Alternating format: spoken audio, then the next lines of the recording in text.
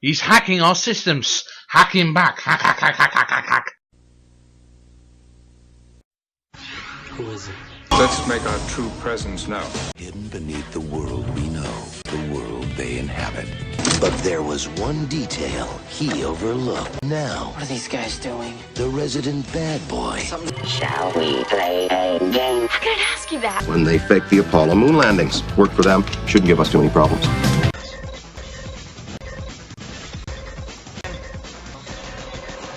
Swordfish. I'm in.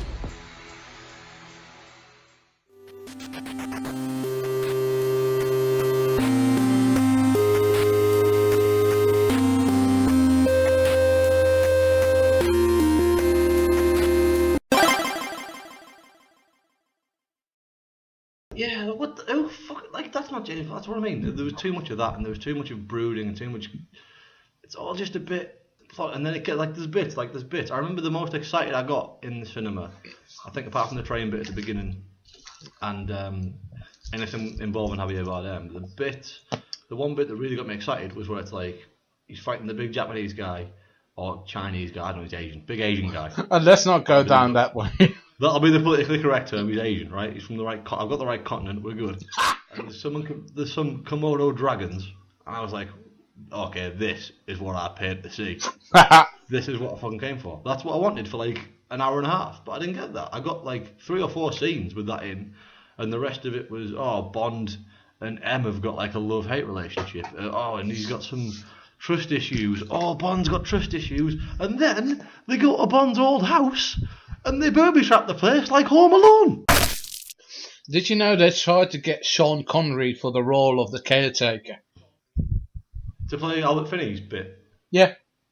Well, I'm kind of glad they didn't, because... actually, I think I heard about this. Didn't Sean Connery ask for something ridiculous, like $4 million or something? Yeah, basically he turned them down because... He all but... No, I don't think he turned them down. I think he was like, well, I'm open to negotiations, but it'll fucking cost you. Like, because he's a prick. Sean Connery's a bit of an arsehole.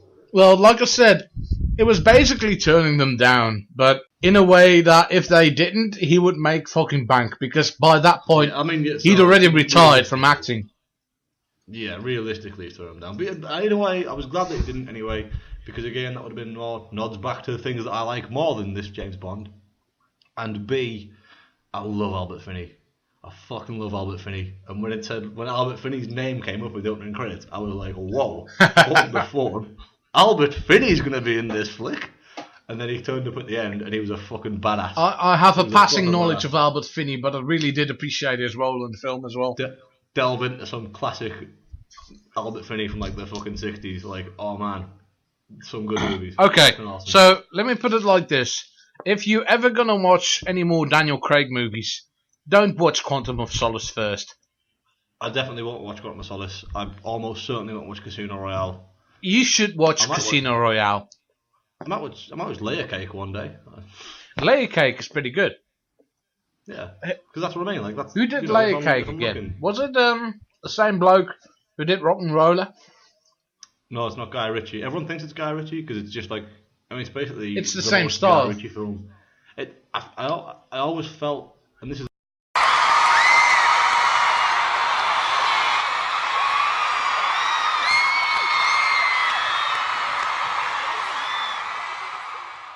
And this is the reason why I haven't seen Layer Cake, is that I felt like it was cashing in. Just cashing in on Guy Ritchie, you know? It was like a real boom period for English gangster movies. And they came along. I actually got Layer Cake in a 3 DVD box set with Snatch and Lock, Stock and Two Smoking Barrels. Fucking hell! Like that's... But I now know why I have them in the box set. It's because of Matthew Vaughn. Matthew who? Matthew Vaughn, the producer.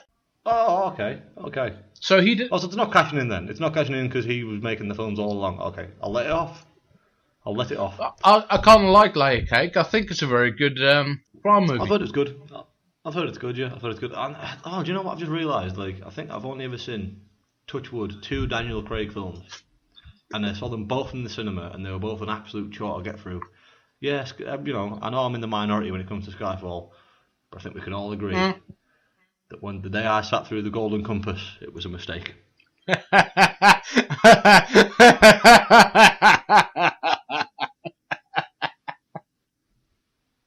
I've never seen the Golden Compass. You lucky man. I took a young lady to see the Golden Compass when I was 18. Okay, I'm going to pause you. I'm going to go for an actual piss break.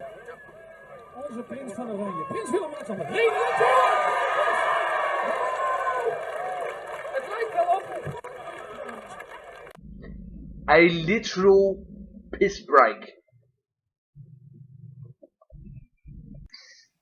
Oh, wow. I will too then, actually. Make sure you get the closing door sound in there. I love the closing door sound. I can't believe that made it in. That was the best. I love that so much. It was magic. It was perfect timing. It was. That was proper magic.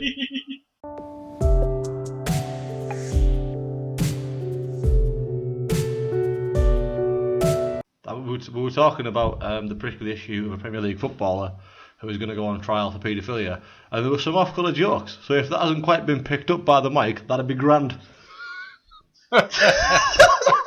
Well, I only heard snippets, so I can pretty sure. I was on the landing at the time, but the door was open. Yeah, I can say that even if I tried, I will not be able to get an audible version of whatever you discussed with him onto the YouTube, and I'm not sure I would want to. I mean, it was all in good. I mean, it was funny. It was some good material, but I don't want to commit it to record. Like, there's always a difference between on camera and off camera, right? Always. You know, before we went for a piss break. Yeah. And you were like mid-flow. Do you remember what we were talking about? It's gonna be an awkward edit if you don't. I'm just gonna go right. I'm in the middle. You were in the middle of that making a point about Daniel Craig and layer cake and stuff. And then I liked layer cake. You didn't like the Golden Compass. Yeah. Yes. Oh, that was it. Right. Here we go. Yeah. And people who liked layer cake, they also liked Lock, Stock, 2 Smoking Barrels, No, Snatch, Harry Brown, Bronson, Rock and Roller, and Kick Ass. Are you reading this from a website? No. Okay. Yes. Yeah, I thought you might be. IMDb.com. It was just the thing that really got it was like got like Harry Brown, Bronson. I was like, these all fit. Like you could just be listing off similar movies. Kick Ass. That really makes it definitely just like you also may like because there's always a fucking wild card. There's always a wild card in there. I love that kind of stuff. It's like people who like this product also bought this, that, and then bottled goat's urine. Yep. I was looking at some food or some beer on Amazon once, and it was like, that's what it was. It was like this I can't remember the name of it now. Sierra Nevada Torpedo Beer or something. This podcast, it is A, better than this one, and B, he recommends good beer. Stone Cold.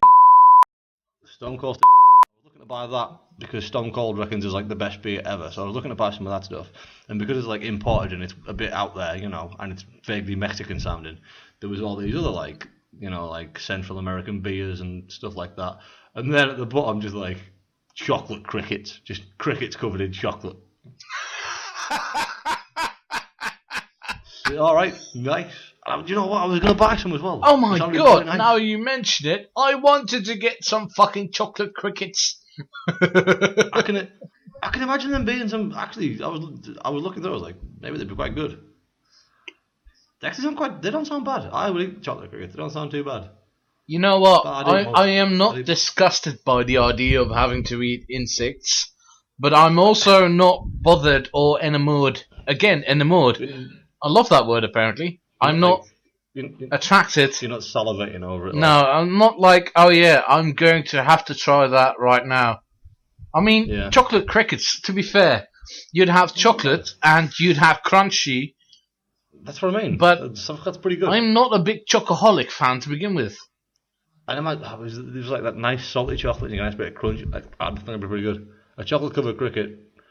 If anybody wants to buy me a fucking chocolate covered crickets, please contact @StuBrown2 on Twitter, and he'll give you his home address. DM me. Fucking, we'll hook that shit up. I'll eat chocolate crickets. We'll do a taste test. Put it on the we'll fucking we'll shelf. do a camera shot, and then we'll just go up on the Yeah. channel. And I'll get a big crunch into the mic. It'll be the best.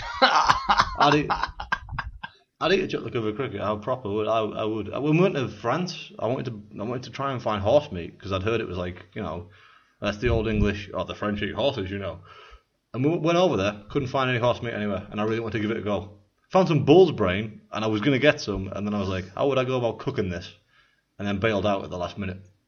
Because I was like, would I? Well, it's a very British thing to be so opposed to horse meat because horses are for racing. Horses aren't for eating. Yeah, exactly. I mean, but I'd eat a horse. there's a restaurant in again, Amsterdam that actually advertises horse steak, and it says it's a bit like deer, but a little bit more stringy. Oh, see, that just sounds like I'm beating it going. It tastes like deer, but it's not good. Yeah, deer steak tastes well as well. That's what I imagine. Like, I imagine a horse would be quite tough. You know? But I'd give it a whirl. I'd give horse a bash. Definitely. But then I'd eat most things. I too would eat most things at least once. Such a dirty laugh. I've eaten snails before. Oh, I wouldn't eat snails. Well, only because I just wanted to know. I'm like, okay, let's see what the fucking hype is about. I wouldn't eat snails because I hate, you know, cockles and winkles. Yeah. And I mean, that's just the snail of the sea. Well, it's a very good association. So if you don't like those, then no, don't bother. Yeah, that's the only reason I wouldn't eat snails on moral grounds or anything like. It's disgusting. I just think they must taste pretty similar. So not for me. They must be quite slimy and quite salty. That's not squishy. They're not very salty. Yeah, they're not salty. Maybe I wouldn't mind them then, because it's the salt that's the main thing that I don't like about mussels and cockles. Well, Not mussels and cockles live in the sea. Do you know what happens to snails when they touch salt? Oh, I didn't think that's a good point. Yeah. I'm scientific. I mean, yeah, but there are things that live in the sea that don't taste of salt, like lobster. Did you know that the D and PhD stands for Dutchman? What do the PH stand for then? I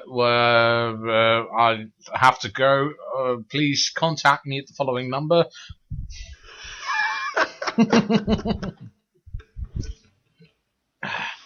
It was just a line. Oh, really? Yeah, sometimes I do lines. Mostly cocaine.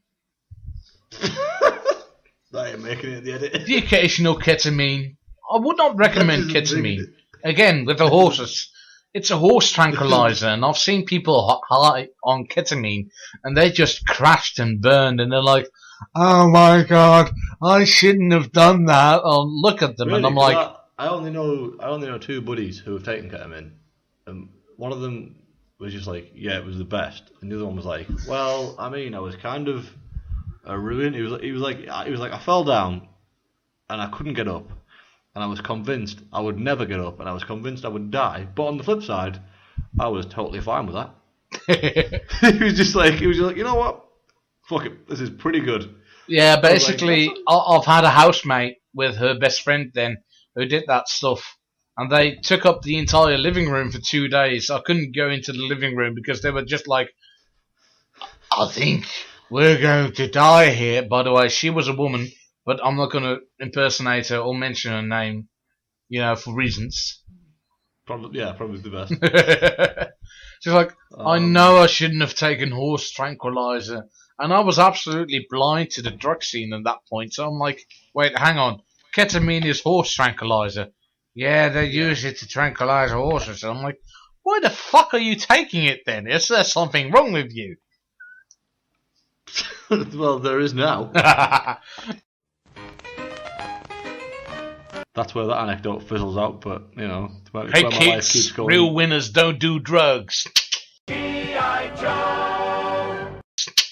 You goddamn right. That's what the fucking arcade machine says in the Turks out. What? Yeah, there's this imported arcade machine in my favourite pub. Yeah. And it says it's real got, winners don't do drugs. It's got 500 games on it, but because it's an import, it's like an American arcade machine. Yeah. And it turns out in the early 90s, all arcade machines, before any game you played, came up with a little thing, you know, from the little I don't know what the organisation is, like the FDA. I think there's like again like the Federal Department. I don't know, fucking drugs. I don't know, whatever. The FDA anyway, right? Yeah. Their little emblem comes up and it says, "Kids, real winners don't do drugs." And that's what it says. Winners don't use drugs. There you go. Now, personally, for me, if it was me, I would have the slogan on there: "You drink the booze, you lose." But that would make more sense in a pub. I was going to say you can't put that on an arcade machine in a pub. That is a line from an Adam Sandler film. We're going right back round in a circle. This is what I'm That's a line from Big Daddy. Rob Schneider is in Big Daddy.